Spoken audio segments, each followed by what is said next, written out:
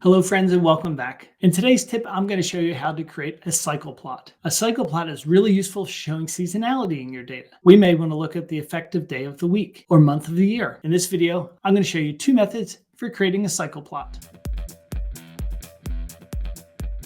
In this first example, we're looking at Arctic sea ice extent over the last 44 years. Each line represents a year, and we're looking at it across the months. It's clear that January, February, and March have the largest values, and August, September, and October have the lowest values. However, it's difficult to determine the trend over the 44-year period with this plot.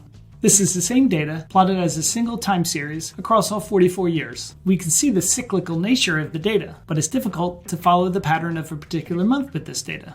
That's where a cycle plot comes in handy. A cycle plot will show both the trend and the month of the year effect. Let's see how we build a cycle plot in Tableau. Let's first drag the date field to the columns. This is going to result in discrete years. I'm going to hit the plus sign next year to break it down by quarter. I'm going to then hit the plus sign next to quarter and break it down by month. I'm now going to remove quarter from the view. Let's drag the extent field to the rows. To turn this into a cycle plot, all we need to do is reverse the order of the year and the month on the column shelf. I'm going to drag year to the right of month. Now we can see both the cycle and the month of the year effect. Let's now put an average reference line across each month. Let's now go to the analytics pane, drag on an average reference line for each pane.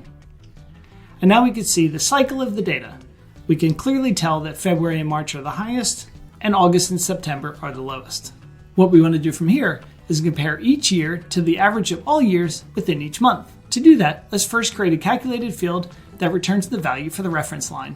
On the data pane, let's choose Create Calculated Field. Let's call this our reference line. The formula for this is a window average of the sum of the extent.